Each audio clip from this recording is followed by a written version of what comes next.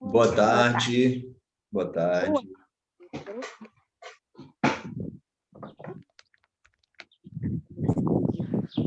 Meu tempo tá dando pra caraca.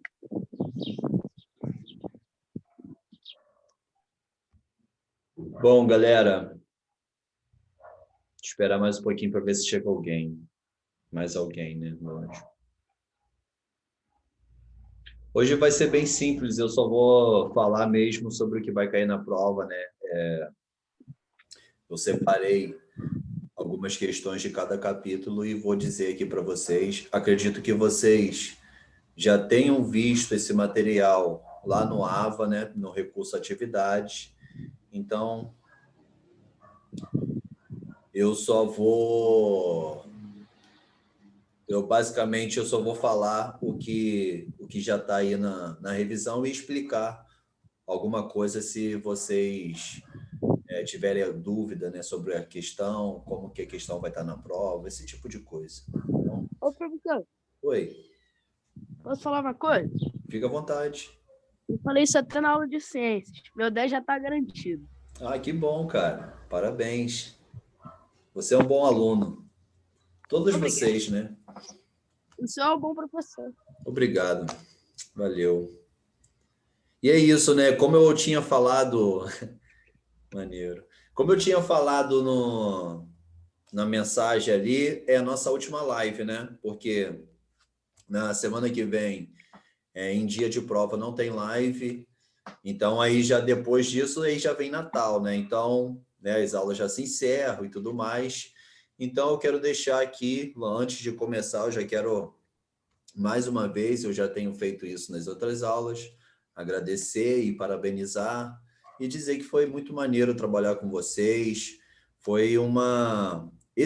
eu, assim, pessoalmente, eu digo que o 2020 é assim, ele vai ficar na história de muitas pessoas, né? Não tem como, não vai ser um ano que, por exemplo, vocês quando tiverem com 30 anos, 40 anos, vocês vão lembrar de 2020, né? Foi a primeira vez que vocês estudaram online, primeira vez que a sociedade passou por muitas situações, né? Que, por exemplo, quem diria que um dia não ia ter torcida nos estádios, né? Ia ter jogo sem torcida e, né, várias situações que ocorrem no nosso dia a dia que a gente não estava acostumado, tá bom? Então, assim, apesar de tudo isso, a nossa comunicação, né? Todas aquelas vezes que, às vezes, um de vocês me procurava, isso já era uma forma de interagir, entendeu? Aquela procura para tirar uma dúvida, a gente já estava se comunicando, a gente já não ficava isolado do mundo, né? Então, foi legal essa experiência.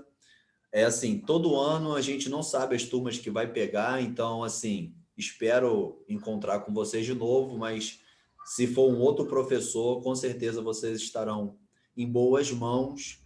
E é isso, eu quero desejar tudo de bom para vocês, boa sorte, né, no futuro de vocês, na caminhada. E, assim, vocês têm o meu contato, eu tenho a rede social de algumas, então nada impede da gente continuar interagindo, continuar se comunicando, tá? Podem ficar à vontade em relação a isso. Bom, pessoal, alguém quer falar alguma coisa? Fique à vontade, tá? Se quiser dar um recado aí pro pessoal, alguma coisa assim. Não, né? Então tá bom. Eu acredito que muitos não vão comparecer, então eu já vou iniciar. Quem chegar depois vai pegar o início aí depois no vídeo que será gravado, né? Então, pessoal, semana que vem a gente vai ter a prova de geografia, a última prova, tá bom? Do quarto bimestre, e que fala basicamente a respeito do capítulo 19, capítulo 21 e 22. Professor, por que você pulou o capítulo? Meu povo sertanejo! Tenho muitas opiniões sobre meus programas. Desliga o microfone, alguém. Criar um podcast para mostrar minhas ideias para... Alguém desliga o microfone.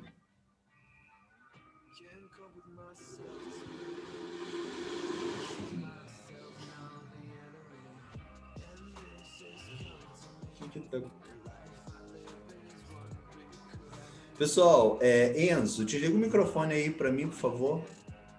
Se você estiver escutando.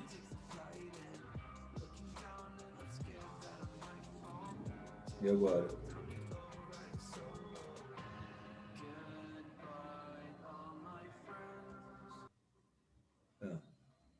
Tá, eu desliguei o microfone de Enzo aí, que a coisa você me pede para ligar depois, tá, Enzo? Deixa eu ver se dá para ativar aqui. Ih, e agora?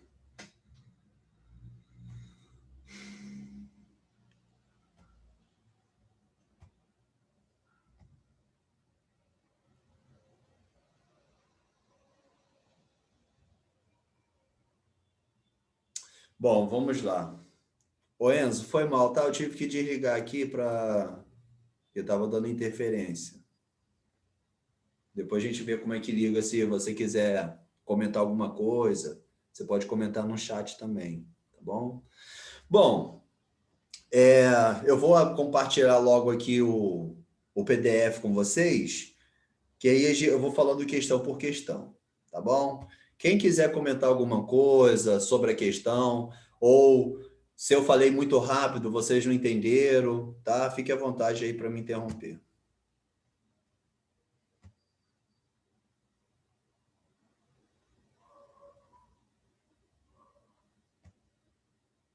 Certinho.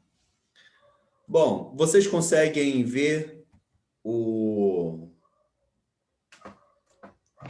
Consegue, né? PDF? Sim, professor, dá para ver. Tá show.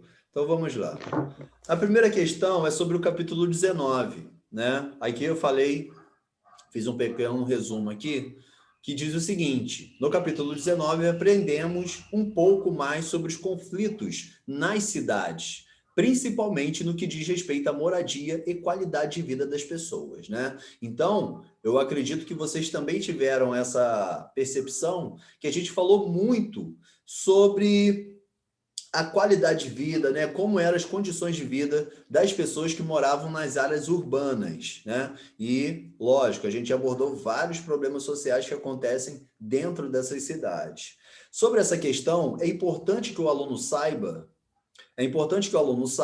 o que é déficit habitacional. Então, galera, o que eu vou pedir para vocês na primeira questão da prova? A ideia é que vocês consigam identificar o que é déficit habitacional. É quando parte da população de uma cidade não tem moradia, ou seja, mora na rua, albergues ou tem condições precárias. Esse trecho, galera, eu tirei da página 109. Então, quem tiver com o livro aí e quiser conferir, né, para ver se tem esse pedacinho, pode ir até lá que vai ter. Então, a questão eu posso pedir da seguinte forma: o que seria déficit habitacional, né? Ou eu posso dizer o seguinte, que quando a população de uma cidade não tem moradia, ou seja, mora na rua, albergues ou em condições precárias, isso significa que há um déficit habitacional naquela região. Entendeu, galera? Então, se eu colocar aqui essa questão como discursiva, vou colocar o que é déficit habitacional. Agora, se eu colocar de múltipla escolha, eu vou dizer o seguinte: quando a população de uma cidade não tem moradia, mora na rua, albergues, aí vai ter as opções, dentre elas, déficit habitacional. Tudo bem a primeira questão, galera? Acredito que sim, né? Sim, professor. Tá bom. Dá para entender. Tá show. Eu vou mandar... Ó, Mariana, e depois você agradeça o seu pai, que ele fez alguns elogios aos professores e a gente fica muito satisfeito quando né, a gente tem esse reconhecimento, as pessoas conseguem observar esse esforço, tá bom? Então, na última reunião, o seu pai lá comentou, então eu fiquei assim, feliz pelo que ele disse, tá bom? Então, depois você fala que o professor Wagner mandou um abraço lá para ele, tá? E para os outros também, é porque eu não conheço, Ele né? aqui do meu lado. Ah, tá. Eu não conheço os pais de todos, né? Então, os outros também, mande um grande abraço depois. Vamos lá na número 2. Um fator que contribui para o déficit habitacional é a especulação imobiliária. Se vocês observarem, pessoal, essa prova, cada questão é uma continuidade da outra, tá? Uma questão complementa a outra. Um fator que contribui para o déficit habitacional é a especulação imobiliária, que promove uma grande valorização dos imóveis, devido à sua localização e os serviços que podem ser encontrados ali. O litoral brasileiro é campeão em imóveis supervalorizados. O problema desse processo é que a produção, a população mais pobre não tem como pagar esses locais, tendo que procurar moradias mais afastadas dos grandes centros, gerando desta forma a segregação socioespacial. Deixa eu ver só um negócio aqui.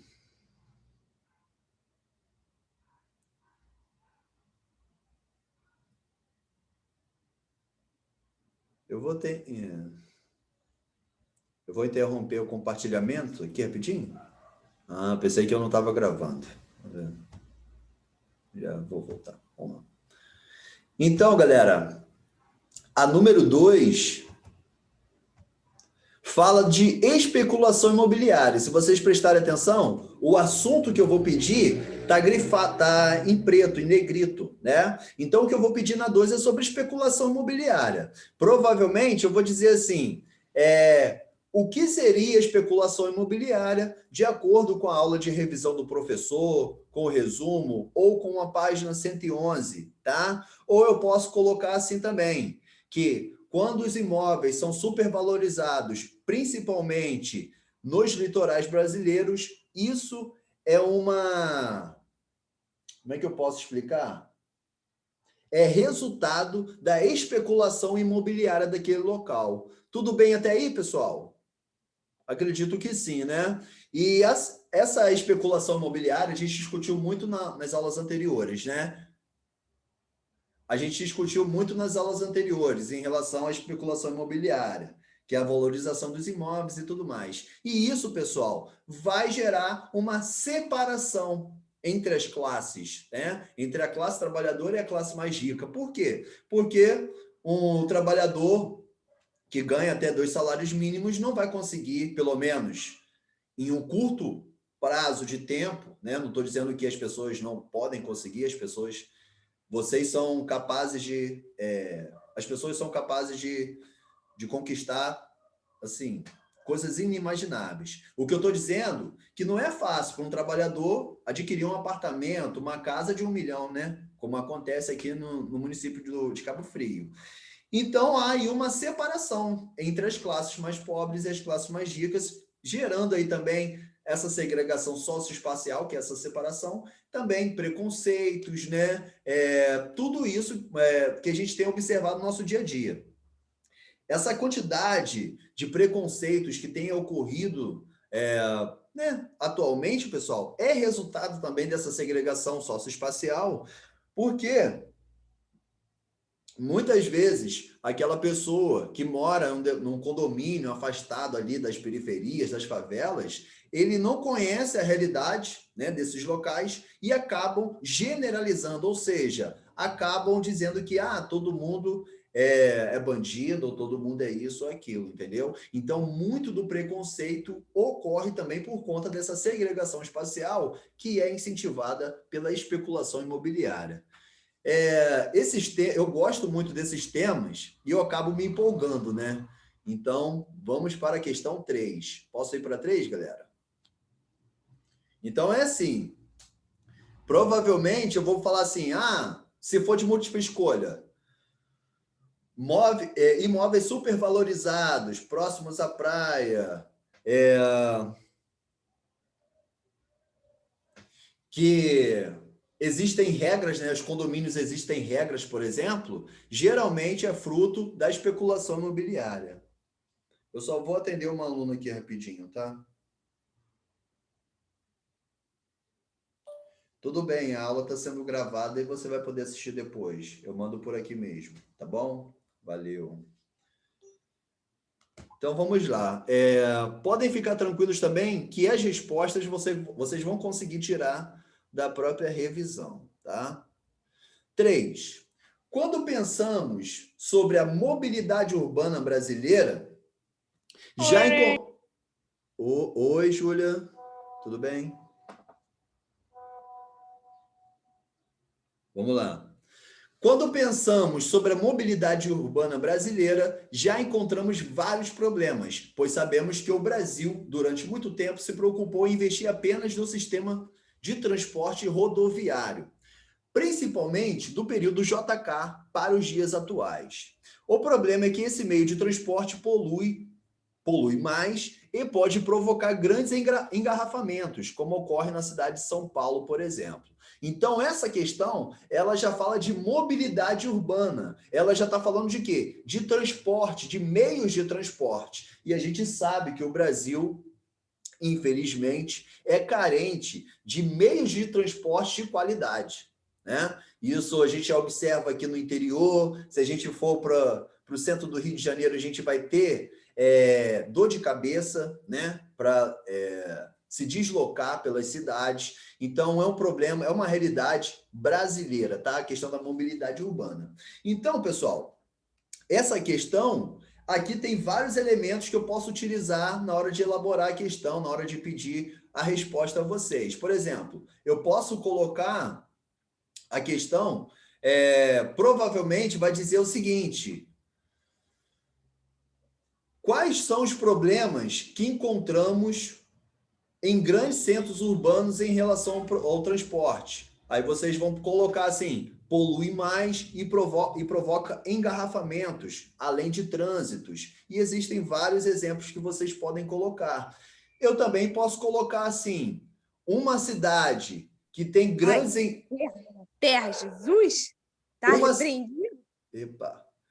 Uma cidade que pode provocar, que tem grandes engarrafamentos durante o dia, aí vai ter as opções, né? Aí São Pedro da Aldeia, é Búzios, é Arraial, é São Paulo, né? Então, aí vocês vão conseguir identificar a resposta correta. Tudo bem a 3, né, pessoal? A gente vai ter que dar uma acelerada aqui, porque já está na metade do tempo. Mas é isso, pessoal. Na hora que eu estava elaborando a revisão, eu até pensei, poxa, eles vão achar que é muita coisa, né? Mas vocês não vão precisar escrever tudo isso. Eu só coloquei assim para que vocês pudessem ter uma boa referência, né? Para que vocês tivessem recurso na hora de responder determinada questão. Tá legal? Então, vamos lá para a questão 4, que fala sobre a questão da industrialização no Brasil, tá? Foi um assunto abordado no capítulo 21. Eu também coloquei o número das páginas para que vocês possam consultar depois, se quiserem, tá? No capítulo 21, percebemos que o início da industrialização brasileira se dá basicamente em São Paulo. Essa concentração ocorre por conta de alguns motivos, como a concentração do capital cafeeiro, ou seja, boa parte do dinheiro investido na indústria vinha do lucro gerado pelo café ao longo dos anos, concentração da infraestrutura, como a rede ferroviária e o Porto de Santos, além da disponibilidade da mão de obra. Então, aqui, galera, está falando basicamente sobre o início da industrialização brasileira e onde ela era concentrada. Em São Paulo, porque naquele período, né, ali seria basicamente o fim do período do café, mas São Paulo ele ganhou muito dinheiro. Quando fala capital cafeeiro, é porque a economia da época, na época, era basicamente através da venda de café, da exportação de café, né? O Brasil sempre teve essa marca agrícola, não foi diferente ali até o fim da década de 20, ali no início do século 20, no fim da década de 20, ali em 1929, quando há a crise lá nos Estados Unidos, o Brasil sente também, e há aí uma transição, né? Ali naquele momento, o Brasil ele deixa de ser um pouco agrícola para se tornar industrial, beleza?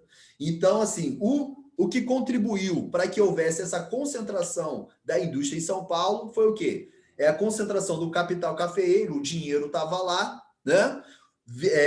A concentração da infraestrutura, São Paulo já tinha rede de ferrovias, né? Linhas de trem, transporte de cargas, de pessoas. Então, isso facilitou na hora de instalar a indústria lá. E também a presença do Porto de Santos, porque era onde escoava o produto, né? Então, galera, se vocês observarem, na geografia, um setor complementa o outro, um assunto complementa o outro, tá legal? Vou ver o que o pessoal está falando no chat, de repente é uma coisa importante. Isso aí. Ah, tá bom, já vi. Tudo bem, né, galera? Então, aqui nessa questão 4, provavelmente eu vou colocar isso. Por que ocorreu a concentração da indústria? Tem um barulho de moto aqui que atrapalhou. Por que houve a concentração da indústria em São Paulo? Tá bom? Ali, logo depois da crise do café, no início dos anos 30 até os anos 70. Então, vocês vão saber colocar o seguinte, porque São Paulo já concentrava um capital, São Paulo já tinha uma estrutura, São Paulo tinha disponibilidade da mão de obra. Já estava esquecendo de falar sobre isso, tá? Fundamental, galera. Era o momento em que as pessoas estavam abandonando a área rural, porque a agricultura vivia uma crise na época, como foi falado, e estavam indo para São Paulo. Muitas pessoas, a população de São Paulo, do Rio de Janeiro, estava aumentando naquele período. Ou seja, muita mão de obra, né? Para trabalhar nessas fábricas, nessas indústrias.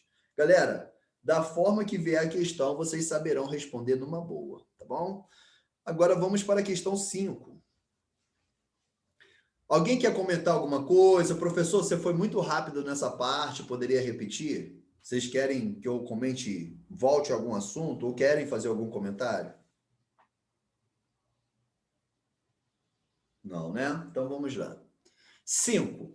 Ao longo do tempo, ficou mais caro ter uma indústria instalada em um grande centro urbano. Aqui, olha só que interessante. Na 4 eu falo da concentração, no início lá do século XX, tá? Agora, no fim do século XX, já o quê? Uma desconcentração, tá bom? Por quê? Ficou mais caro ter uma indústria instalada em um grande centro urbano, por conta do valor do imóvel e dos impostos a serem pagos, forçando os empresários a buscarem outros locais, onde o custo da produção seria menor, promovendo, assim, a desconcentração espacial da indústria. Então, o que essa questão quer dizer é o seguinte, que ao longo do tempo, os imóveis, a especulação imobiliária, lembra? Acabou deixando os imóveis super caros. Os terrenos, os imóveis nos centros caros. E, consequentemente, se o imóvel é caro, o imposto também será, né? Um imposto de renda.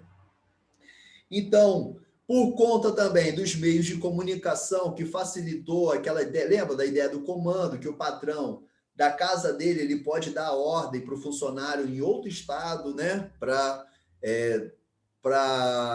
gerenciar ali a indústria, a empresa. Então, os meios de comunicação também facilitaram essa desconcentração, tá bom? Então, nessa questão, galera, provavelmente eu vou colocar assim, por que as indústrias...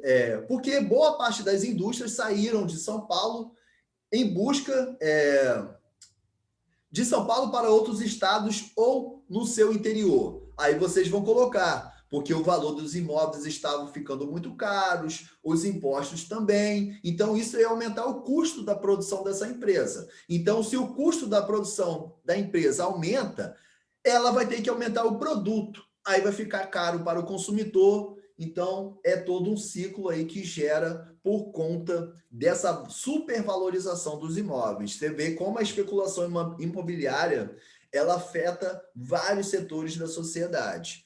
Tá dando para entender até aí, né, galera? Aí, aqui embaixo, ó, eu coloquei o seguinte, o avanço dos meios de comunicação também contribuíram para esse processo. Um exemplo é a Zona Franca de Manaus, localizado no estado do Amazonas, tá bom? Então, eu posso também colocar assim, onde fica a Zona Franca de Manaus? Eu acho que assim não vou colocar, vai ficar muito fácil, né? Mas tá aqui, galera, tem muitos recursos aqui para vocês utilizarem na hora de responder a questão 5. Tá legal? Vamos lá para 6. A gente vai conseguir terminar a tempo, acredito que sim. Só um instante aqui. Vamos lá. Aí, mais uma questão que é praticamente uma continuidade da outra.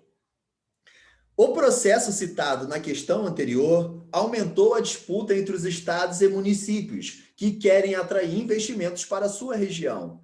Essa disputa é chamada de guerra fiscal. É quando os gestores públicos oferecem benefícios para os empresários, como isenção de impostos, ceder terrenos ou prédios para a instalação dessas empresas. Isso aqui eu acredito que eu falei na aula anterior, não sei. Só um instante, tá, galera? Eu vou fazer um negócio aqui.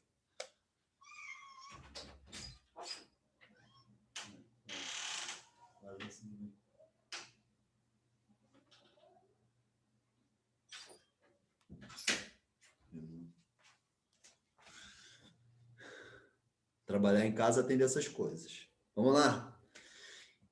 Então, a guerra fiscal, galera, é o seguinte, é quando os gestores públicos oferecem benefícios para os empresários, como isenção de impostos, ceder terrenos, prédios ou para a instalação dessas empresas. Então, eu vou te citar um exemplo, por exemplo. Um mercado grande, tá? Um mercado assim que existe lá no Rio, em qualquer lugar assim do Brasil, quer se instalar na região dos lagos. Então, ele vai pensar o seguinte, a princípio, todo mundo quer vir para Cabo Frio. Mas só que os imóveis em Cabo Frio são muito caros, né? Então, às vezes, para um dono de um supermercado, de uma empresa, é viável colocar onde? Em São Pedro, ou uma cidade onde o terreno é mais barato, onde o imposto é mais barato, né? Mas os prefeitos, por exemplo, o prefeito de Cabo Frio, ele pode chegar para o empresário e falar assim, ó, eu te dou até o terreno de graça. Você fica sem pagar imposto durante 2 anos, né? Então, a guerra fiscal é isso. É essa competição entre os municípios e os estados para ver onde a empresa fica. Porque onde a empresa ficar é que vai ter geração de empregos, né? Vai melhorar, de repente, melhorar um bairro, uma rua, até mesmo uma cidade inteira. Tá bom, galera? Então, eu acredito que esse assunto, ele também está muito tranquilo, ele é muito fácil de ser entendido, tá? Que existe uma disputa comercial também entre os municípios para ver onde vai ter uma determinada empresa. Eu citei também, não sei se vocês observaram, eu falei isso na aula anterior, que São Paulo ele não tinha renovado com a Fórmula 1. Então, existia aí a Fórmula 1, durante um período, existia uma indecisão para onde seria realizada a Fórmula 1 no Brasil, né? Então, falaram sobre o Rio de Janeiro, chegaram a falar até sobre Cabo Frio, né? Mas o que pesou? São Paulo já tem uma pista, São Paulo já tem uma estrutura, São Paulo tem aeroportos melhores do que Rio de Janeiro e nem se compara aqui em Cabo Frio, né? Então, isso pesou ali na hora da renovação desse contrato. Então, é isso, galera. As cidades que querem atrair investimento também têm que melhorar a sua infraestrutura, a sua instalação e os seus benefícios, as vantagens que elas podem dar às empresas. Vamos lá para a questão 7. Eu gosto muito desse assunto, é por isso que eu fico falando direto. Vamos lá. 7. O processo de urbanização brasileira foi intensificado a partir da década de 60, impulsionado pelo fenômeno denominado de êxodo rural. Lembra que eu falei ali na questão anterior que muitas pessoas estavam saindo do campo para trabalhar na cidade? Foi isso, êxodo rural, que é a saída das populações do campo para a cidade, geralmente em busca de trabalho, de melhores condições de vida. Como a indústria estava a todo vapor nesse período, as ofertas de trabalho eram maiores nos centros urbanos, como Rio de Janeiro e São Paulo, né? Então, essa questão, eu vou colocar assim, qual foi o fenômeno que contribuiu para o aumento da urbanização nos grandes centros como o Rio e São Paulo? vocês podem colocar êxodo rural. Ou eu posso colocar também o êxodo rural que aconteceu no Brasil por conta da busca de melhores condições de trabalho, ocorreu na década de... Aí vai ter as opções lá, é só marcar, tá bom? Ou eu posso colocar para onde foram a maioria dos trabalhadores do campo no período de êxodo rural que aconteceu na década de 60. Aí vocês podem colocar Rio de Janeiro ou São Paulo. Mais uma vez, essa questão tem recursos suficientes para que vocês possam dar uma boa resposta na prova, tá? Quem quiser mais detalhes, tem ali na página 148 também. Questão 8 fala o seguinte: sabemos que o processo de urbanização brasileira não foi planejado em grande parte do país, gerando alguns problemas, como a falta de moradia... a falta de moradias adequadas e de transporte coletivo. Hoje está complicado. Calma aí. Vamos lá.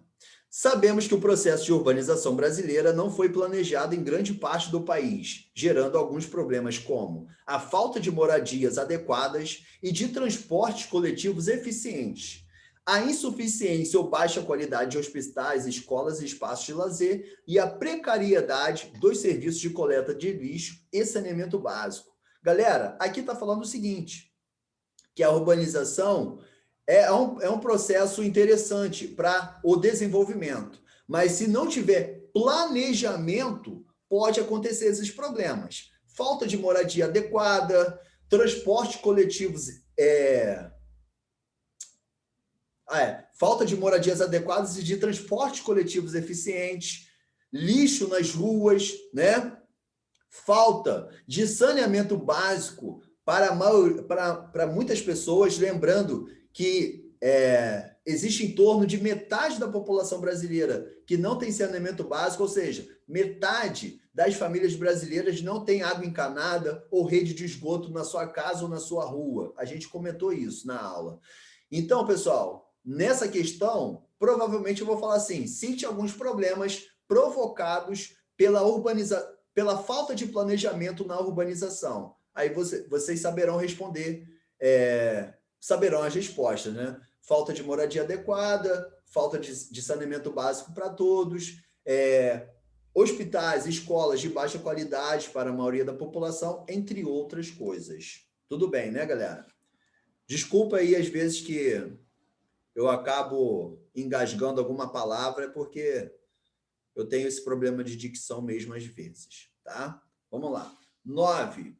Durante o quarto bimestre, aprendemos que as metrópoles são as maiores e mais bem equipadas cidades do país, ou seja, oferecem diversos tipos de serviços para a população.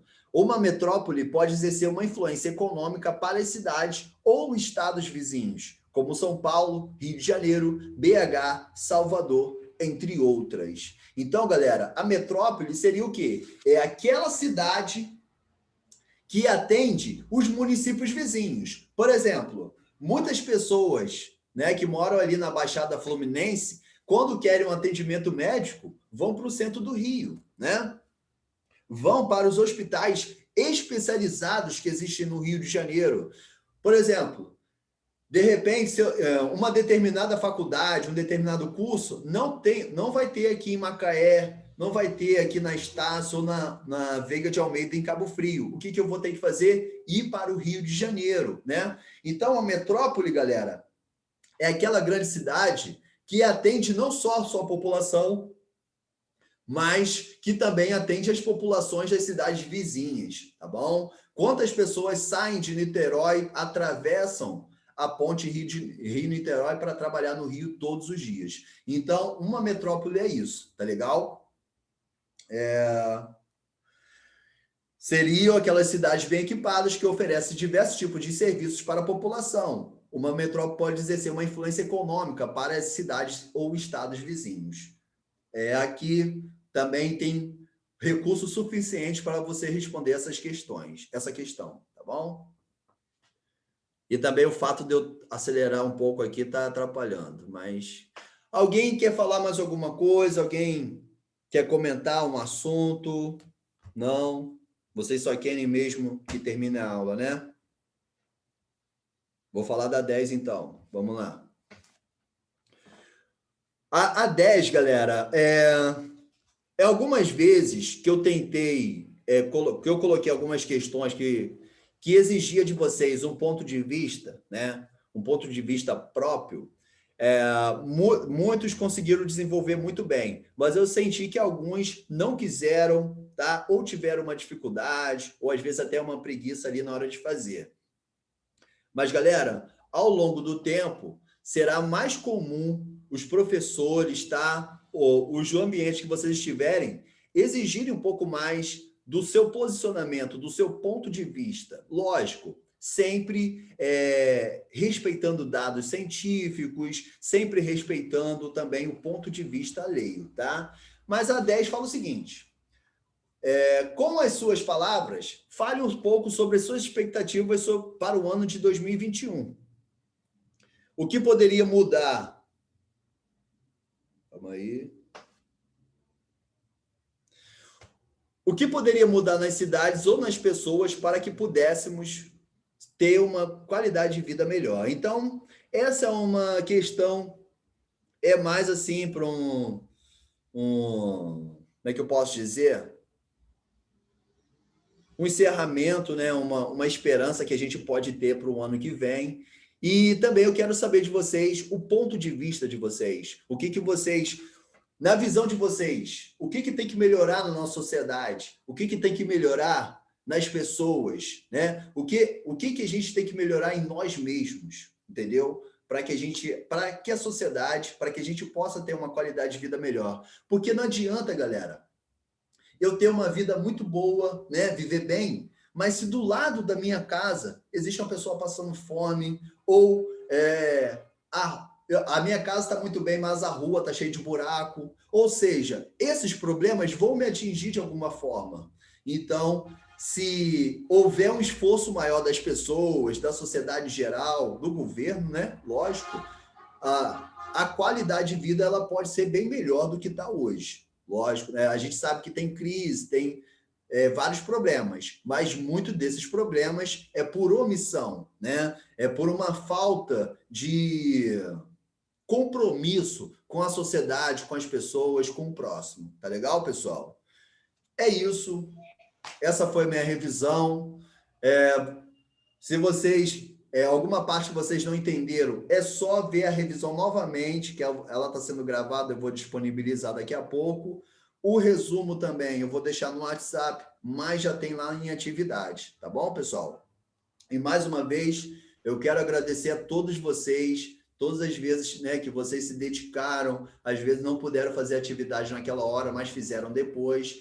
E isso aí, galera, é fundamental para a gente, porque imagina se vocês não realizassem essas atividades. O professor ia ter que ficar procurando aluno por aluno, né? Então, o compromisso que vocês tiveram, a responsabilidade que vocês tiveram, ajudou muito o nosso trabalho. Então, obrigado, tá? Um ótimo ano para vocês. Feliz Natal. Aproveitem com segurança, com cuidado, e a gente vai se ver nas redes sociais, com certeza, né? E também o ano que vem, quando as aulas retornarem, se não for na mesma turma, mas a gente vai se ver aí nos corredores da escola. Tá bom, pessoal? Vou deixar esse minutinho final para quem quiser falar aí também. Camisa maneira, professor. Pô. Ó. Isso aí, Mengão. Isso aí é... Uma vez Flamengo até morrer, né? Apesar que ele não está merecendo muito a nossa homenagem. Mas... Não, tem que dar um puxão de orelha nos jogadores. Tem. É isso aí, Henrique. Então, tamo junto, galera. Foi muito bom mesmo trabalhar com vocês. E o melhor pro professor é quando ele consegue ter uma relação legal com os alunos. E eu acredito que a gente teve isso daí. Valeu? Tchau, pessoal. Obrigado pela dedicação também, professor, em dar aula a gente. Valeu, Henrique. Tamo junto sempre. Obrigado a todos aí, né? Sem exceção, todas as turmas, vocês são maravilhosos mesmo. Valeu. O tempinho tá acabando.